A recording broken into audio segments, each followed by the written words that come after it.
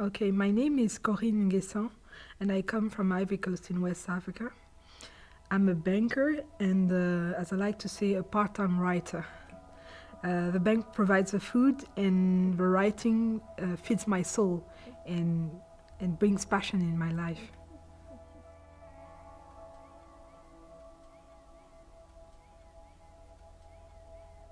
Okay, the best thing is that since we are not marrying writers, it's very easy to find recognition for your work. But the worst, on the other hand, is that most people don't read, so you have a very tiny audience.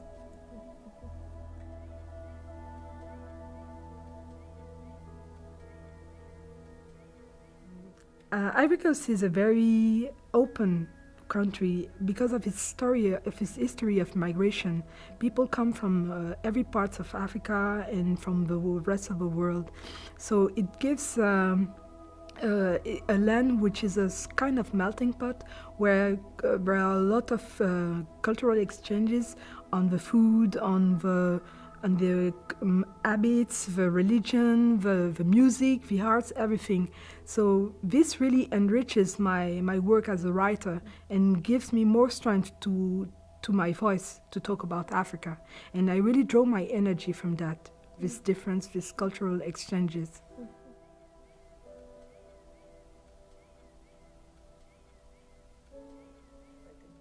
I start writing, it's a very long story, but I will try to make it short. It's something that happened when I was in 12th grade, and I had a French teacher of philosophy. She was upset because we weren't interested in her class, and that was normal because we were in a scientific major with math, biology, and physics, which counted for 7, while philosophy was only 2. And one day she tried to stir up our interest by telling us a very tough sentence that is still ringing in my mind nowadays. She said, I think that Africans don't have the ability to abstract thinking. Just like that. So everybody was very shocked in the classroom. Some of the boys wanted to molest her and so on. It created an uproar in the classroom.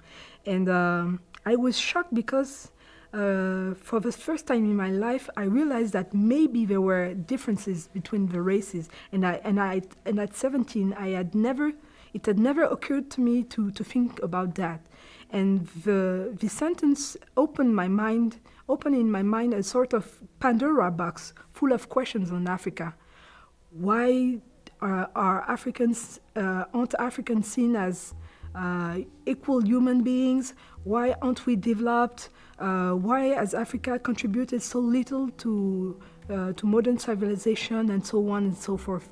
And that day, those 2 fateful hours, I decided that I had to write, to fight back, and found counter arguments so as to prove to my teacher that she was wrong about what she said. And it took me 15 years, but I did it.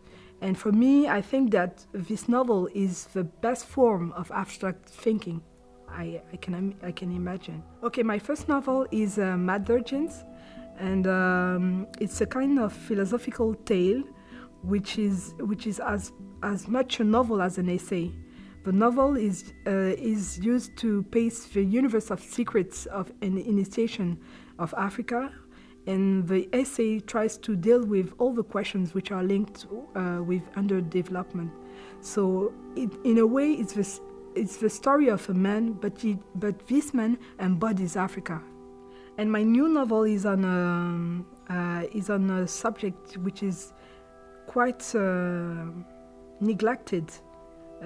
There have been numerous books on this theme, the schizophrenia, but the one that I'm writing right now is kind of different because it gives the testimony of a true person living with a schizophrenia disease, or at least what people think is schizophrenia.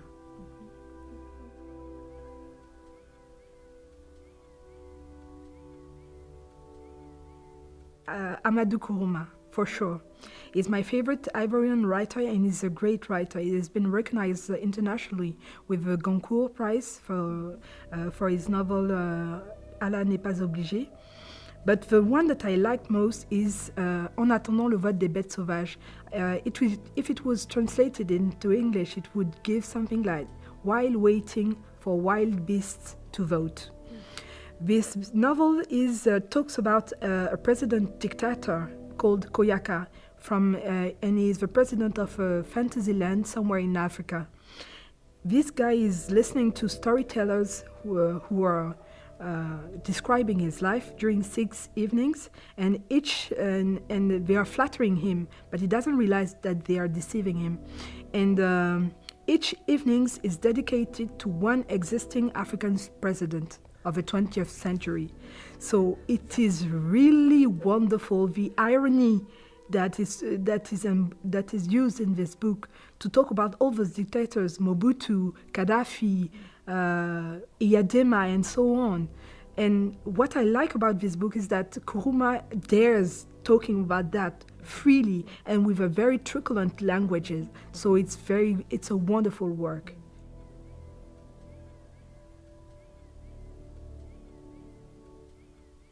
Yes, I don't read poetry at all, but I write poems.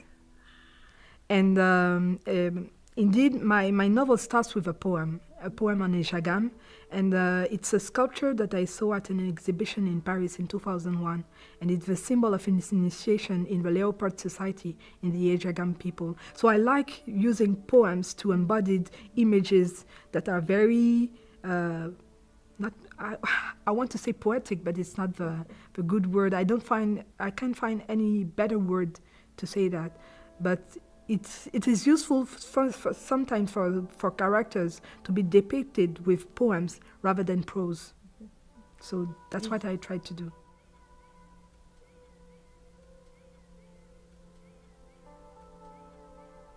Definitely, it is very important. And however, in Africa, culture is not a very important stake. There are two ways to do it.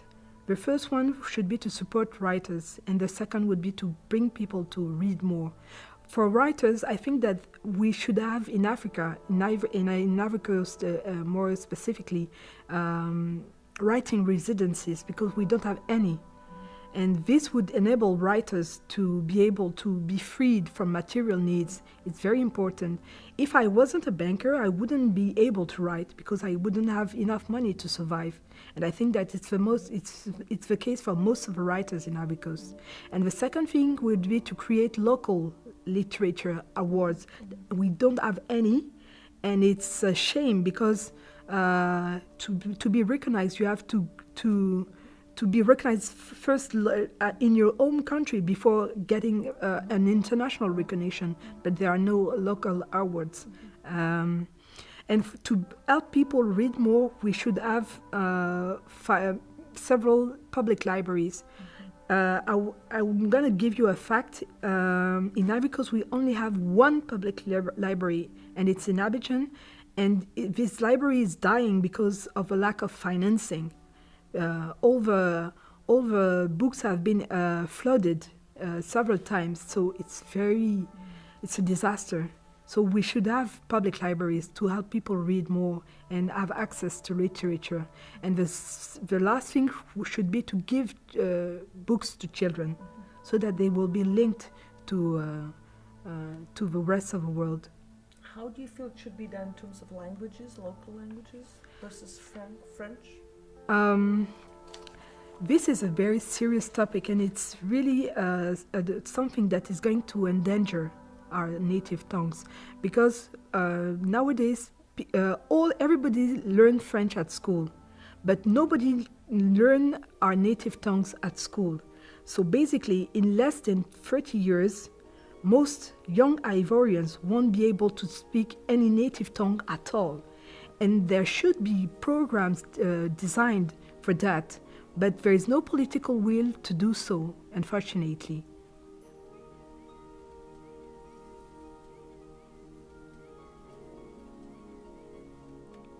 I love my job. I really love my job. It's very interesting, and it's what I wanted to do, really.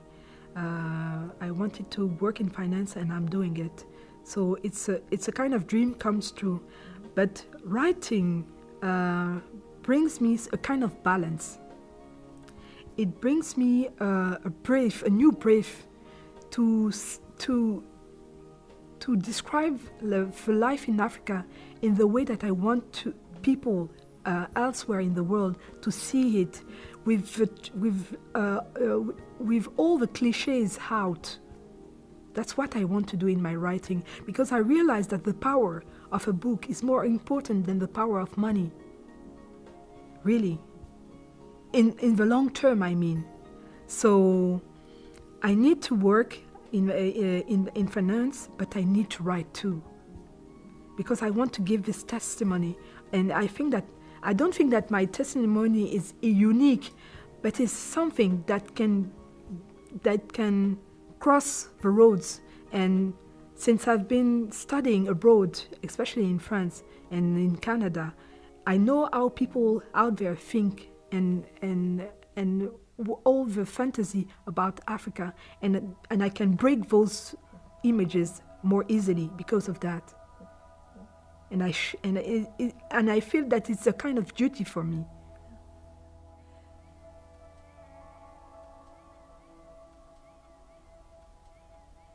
I come from a big city, which is where there is a very high level of insecurity. So when I arrived in Iowa City, the first thing that struck me is that I could walk after 10 p.m.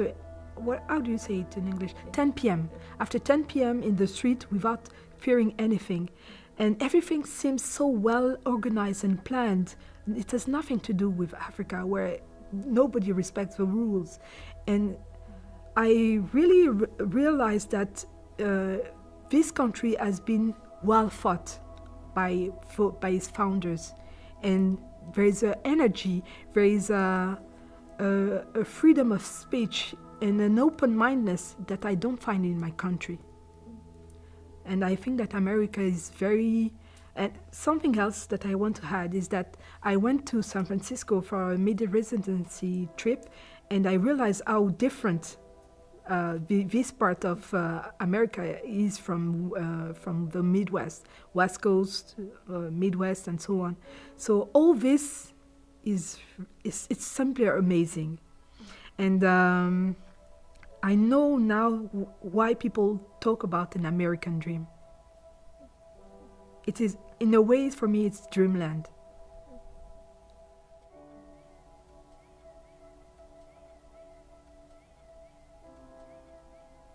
If I hadn't been able to come to this residency, I wouldn't have been able to start my second novel.